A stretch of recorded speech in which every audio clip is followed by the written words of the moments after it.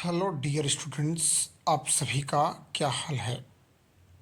आज हम लोग अपने इस लाइव सेशन वीडियो में बात करने वाले हैं पौधों का वर्गीकरण कैसे किया जाए। मैं मनोज शुक्ला आज आप सभी लोगों का स्वागत करता हूं। प्यारे बच्चों, आज के इस वीडियो में हम लोग अपने आसपास के वातावरण में, अपने आसपास के घर में, परिवार में जो अपने पौधों को लगाते हैं, अपने बाग बगीचों में पौधों को लगाते हैं, उन पौधों के बारे में जानेंगे कि किन पौधों को हम पौधे बोलना चाहिए या किन पौधों को हमें पुष्पीय पौधे बोलना चाहिए या किन पौधों को अपुष्पीय पौधे बोलना चाहिए या किन पौधों को हम शाक। ऐसे बहुत से इंटरेस्टिंग फैक्ट के साथ इस सेशन को हम आपके सामने लेकर के आए हैं। तो प्यारे बच्चों, सबसे पहले आज हम जानते हैं पौधों का वर्गीकरण के बारे में। प्यारे बच्चों, सबसे पहले हम जानते हैं कि इन पौधों का वर्गीकरण तो कर दिया गया, लेकिन इन पौधों के वर्गीकरण में पौधों का जो नाम रखा गया वो नाम कौन रखा है। तो लिनियस नामक वैज्ञानिक ने पौधों को जो वर्गीकृत किया वो दो समूह में वर्गीकृत किया है। लिनियस नामक वैज्ञानिक ने पौधों को दो समूह में वर्गीकृत किया। दूसरा, अब इन किन किन नामों से इन्हें वर्गीकृत किया गया है। तो प्रथम पुष्पीय पौधे और द्वितीय अपुष्पीय पौधे। पहला कौन सा पौधा है? अपुष्पीय पौधे और दूसरा पुष्पीय पौधे। प्यारे बच्चों, लिनियस नामक वैज्ञानिक ने पौधों को दो प्रकार के वर्गीकृत किया है, पहला पुष्पीय और दूसरा अपुष्पीय। प्यारे बच्चों, इस सेशन में आप लोग बिना पूर्ण देखे हुए आपको स्किप नहीं करना है। यदि आप स्किप करेंगे तो आपसे कुछ ना कुछ छूट जाएगा और इसलिए आपको ये पूरा वीडियो देखना है। तो लिनियस नामक वैज्ञानिक ने पौधों को दो समूहों में वर्गीकृत किया, पहला पुष्पीय पौधे और दूसरा अपुष्पीय पौधे। अब हम बात करते हैं पुष्पीय पौधे क्या होते हैं। पुष्पीय पौधे क्या होते हैं? पुष्पीय पौधे वे पौधे जिन पर पुष्प लगते हैं, वे पौधे पुष्पीय पौधे होते हैं। इनमें जड़, तना तथा पत्ती स्पष्ट दिखाई देती है। इनमें क्या होता है? जड़, तना तथा पत्ती स्पष्ट रूप से दिखाई देती है। जैसे आम के इस पौधे में आपको, आम के इस पेड़ के पौधे में आपको तना और आपको इसकी पत्तियां स्पष्ट रूप से दिखाई दे रही हैं। बरगद के भी पौधे में आपको तना और इसकी पत्तियां पूर्ण रूप से दिखाई दे रही हैं।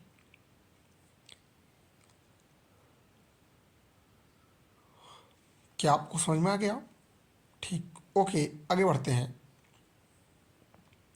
जैसे आपको सूरजमुखी के पौधे में आपको दिखाई देता है जड़, तना। ठीक, अब हम आगे बात करते हैं।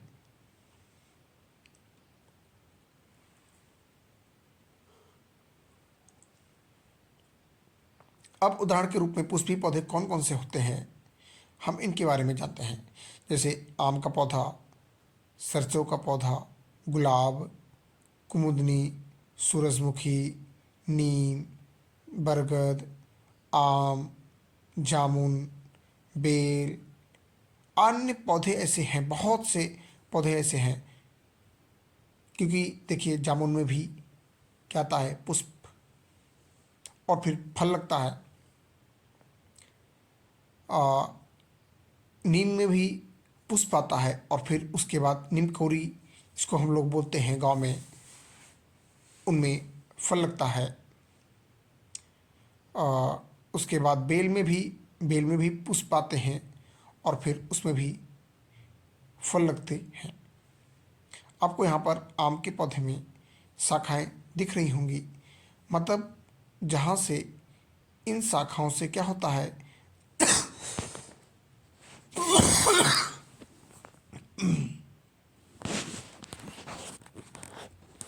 इन शाखाओं पे ही, तने पर इन पौधों का विकास होता है।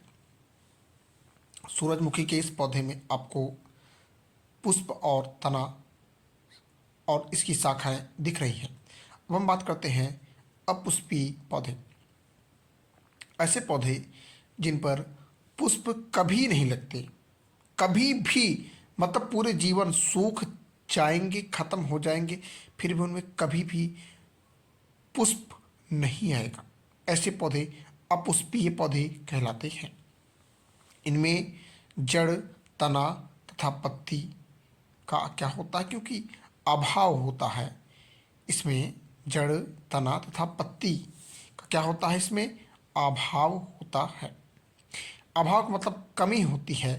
ये जड़ कहाँ से बनाए, ये पत्तियाँ कहाँ से बनाए, ये इसलिए इन्हें अपुष्पीय पौधे कहलाते हैं। जैसे बैक्टीरिया, कवक, शैवाल, फल। ये पौधे आकार में बहुत छोटे पौधे होते हैं। बहुत छोटे से तात्पर्य है कि ये, मतलब कि न्यूनतम, जैसे आप सूर्य के रोशनी में आप देख पाते हैं, जैसे आपके आसपास में गड्ढों में काई पड़ी रहती है। अब इनके पास अगर आप इनको उखाड़ के हटा दें तो ये पौधे पूर्ण रूप से विकसित नहीं हो पाएंगे बिना जल के। बैक्टीरिया, कवक, शैवाल, मांस तथा फर्न आदि पौधे अपुष्पीय पौधे हैं। बैक्टीरिया, ठीक। अब हम बात करते हैं वृक्ष, पौधे, पेड़। ये वृक्ष कौन कहलाते हैं, वृक्ष की संज्ञा में कौन से हैं जिनको हम पेड़ कहते हैं।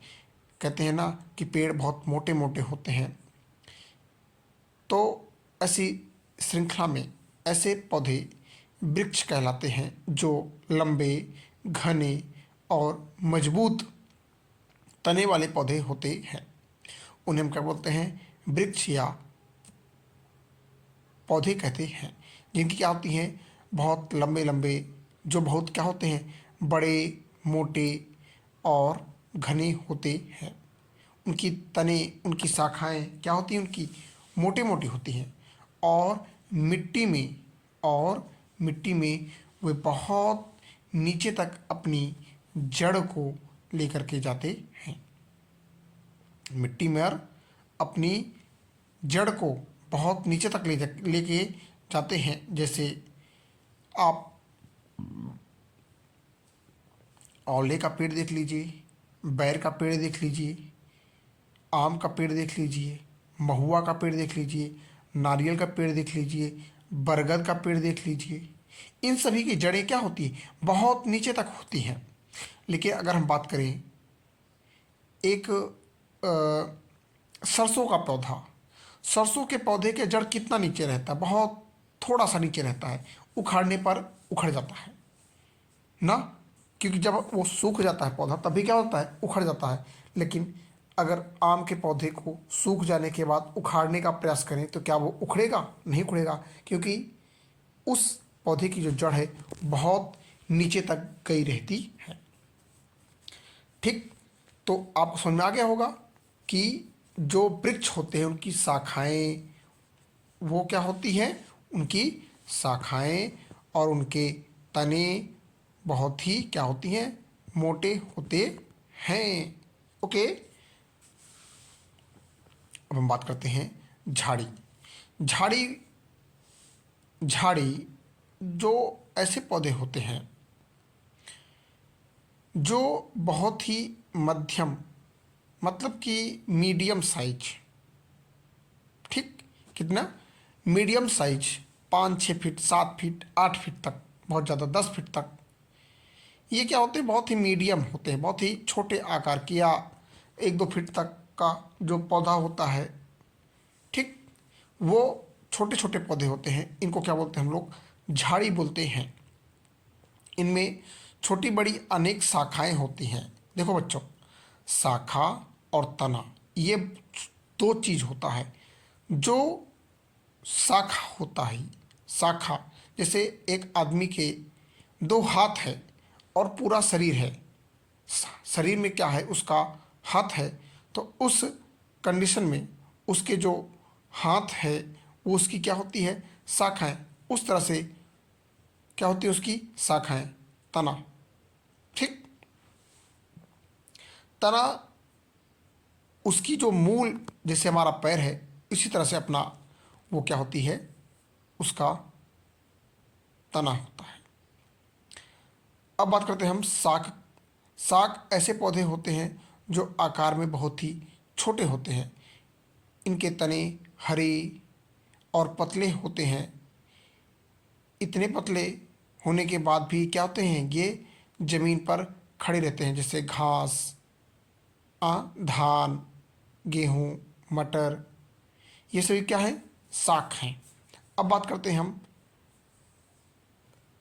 सभी जीवों को एक निश्चित आयु पर उनको वायु, मतलब कि आयु के आधार पर उनको मृत्यु हो जाती है। क्योंकि जैसे एक इंसान है, वो 10 वर्ष, 22 वर्ष, 50 वर्ष, 60 वर्ष, 80 वर्ष जीवित रहता है। एक कुत्ता 8 वर्ष, 12 वर्ष, या बहुत ज़्यादा तो 14, 15, 20, इससे अधिक एक कुत्ता जीवित नहीं रहता है। एक वहीं पर एक पौधे की आयु कई 100 वर्षों तक होती है। जैसे बरगद के पौधे का 200 से 300 या 100 वर्ष तक रहता है। अब हम आयु के आधार पर अगर बात करें तो इस तरह से 1 वर्षीय पौधा जो 1 साल में ख़त्म हो जाता है, मतलब कि वो क्या होता है, सूख जाता है।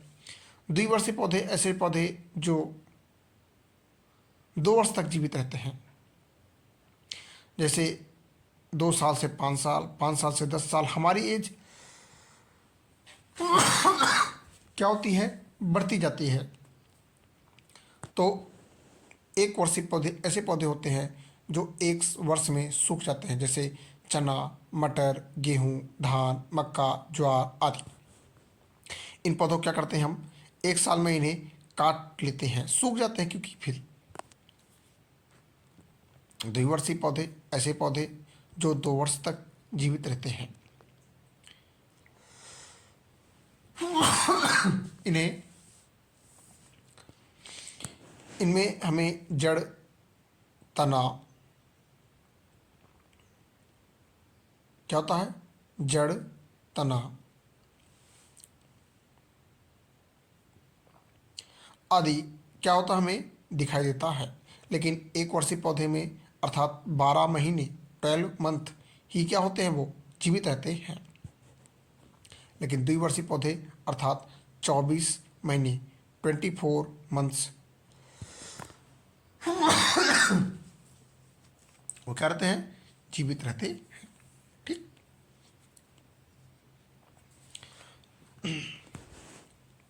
जैसे जनवरी, फरवरी, मार्च, अप्रैल, मई, जून, जुलाई, अगस्त, सितंबर, अक्टूबर, नवंबर, दिसंबर, फिर जनवरी से आ जाएगा, फिर जनवरी से लेकर के दिसंबर तक। इस तरह से 2 वर्ष तक ये पौधे जीवित रहते हैं। 2 वर्षीय पौधे ऐसे पौधे होते हैं जिनमें जड़, तना तथा पत्ती विकसित होती है। 2 वर्ष के जो पौधे होते हैं उनके शुरुआत में क्या होती है, जड़, तना, ये सभी विकसित होते हैं।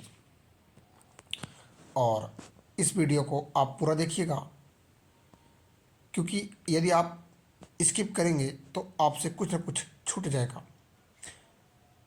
तो बच्चों, जड़, तना, पत्ती विकसित होती है और दूसरे वर्ष में इनमें पुष्प और फल, बीज बनते हैं। अधिकांशतः हम लोग जब मूली, शलजम, आलू ये सब चीज़ें खाते हैं तो इनमें हम जो खाते हैं वास्तव में उनको हम तना बोलते हैं। उनको क्या बोलते हैं हम? तना। क्योंकि इनमें शाखाएं तो नहीं होती हैं, लेकिन ये क्या होती हैं? तने के रूप में विकसित होती हैं मिट्टी के अंदर, और फिर इनको कृषि के माध्यम से इनको उगाया जाता है, और किसान के द्वारा जब बाज़ारों में लाया जाता है तब इनको हम लोग या खुद ही अपने घर पे उगा करके खेतों में खाते हैं। तो वास्तव में इनकी शाखाओं को नहीं खाते हैं, बल्कि द्विवर्षीय पौधों में ऐसे जैसे मूली, शलजम, गाजर, आलू, प्याज, लहसुन, तो इन सब की हम लोग तनों को या पत्तियों को खाते हैं। जड़ के रूप में जो होती हैं, इन जड़ों को भी कहते हैं। ठीक, या जिस 2 वर्ष में बात कर रहा हूँ कि ये पौधे क्या करते हैं? पुष्प, फल व बीज बनते हैं। क्या बनते हैं? पुष्प, फल व बीज। तो पुष्प, फल व बीज तब बनते हैं जब इनको 2 वर्ष तक रहने दिया जाएगा, तो आपको इसमें पुष्प, फल और बीज दिखेंगे। अब बहुवर्षीय पौधों की बात करें तो बहुवर्षीय पौधे ऐसे होते हैं जो कई सालों तक जिंदा रहते हैं, जो कई सालों तक अपनी जीवन बनाए रखते हैं। ये पौधे कई वर्षों तक जीवित रहते हैं। उदाहरण के लिए दूब, घास, गुलाब, आम, कटहल, नीम। मतलब कि जिनकी आयु 3 वर्ष से अधिक हो, जिनकी आयु 3 वर्ष से अधिक हो, उनको बहुवर्षीय पौधे कहते हैं। हम बात कर लेते हैं महत्वपूर्ण बिंदु पर। महत्वपूर्ण बिंदु पर लिनियस नामक वैज्ञानिक ने पौधों को 2 समूह वर्गीकृत में किया। प्रथम पुष्पीय पौधे और दूसरा अपुष्पीय पौधे। दूसरा पॉइंट है वे पौधे जिन पर पुष्प लगते हैं, वे पौधे जिन पर पुष्प लगते हैं उन पौधों को हम पुष्पीय पौधे कहते हैं। जैसे नीम, गुलाब ना। तो ऐसे पौधे क्या होते हैं? क्योंकि ये पुष्प देते हैं, पहले पुष्प होता है, ठीक, तो इनको क्या कहते हैं? पुष्पीय पौधे। वे पौधे जिन पर पुष्प कभी नहीं लगते हैं उनको अपुष्पीय पौधे कहते हैं। जिन पर कभी भी, जैसे कवक, ठीक, शैवाल और बैक्टीरिया। पुष्पीय पौधे आकार में बहुत ही छोटे या बड़े होते हैं। पुष्पीय पौधे, कोई कोई पुष्प का पौधा है जो बहुत ही छोटा, जैसे गेंदे का पौधा हो गया, आपका गुलाब का पौधा हो गया, देख लीजिए, और भी ऐसे रात रानी का पौधा हो गया ना, गुल मेहंदी का पौधा हो गया। ये सभी क्या है? बहुत छोटे और बड़े पौधे हैं। पौधों के आकार पर, बल्कि पौधों के आयु के आधार पर पौधों को कितने वर्गों में बांटा गया है, यह प्रश्न मैं पूछता हूँ आपसे। प्रश्न का समय आ चुका है। तो आयु के आधार पर, आयु के आधार पर पौधों को 3 भागों में बांटा गया है। 3 भागों में वर्गीकृत किया गया है। 1 वर्षीय, द्विवर्षीय और बहुवर्षीय। 1 वर्षीय पौधे, जैसे 1 वर्ष जो पौधे जीवित रहते हैं, जैसे गेहूँ का पौधा, चावल, मक्का, ये सभी क्या होते हैं? 1 वर्ष तक ही जीवित रहते हैं। द्विवर्षीय पौधे ऐसे पौधे जो 2 वर्ष तक जीवित रहते हैं, जैसे आपके गाजर, मूली, शलजम। और बहुवर्षीय पौधे ऐसे पौधे जो कई वर्षों तक जीवित रहते हैं। अब हम लास्ट में आपसे एक प्रश्न पूछते हैं कि क्या गुलाब, क्या गुलाब बहुवर्षीय पौधा है?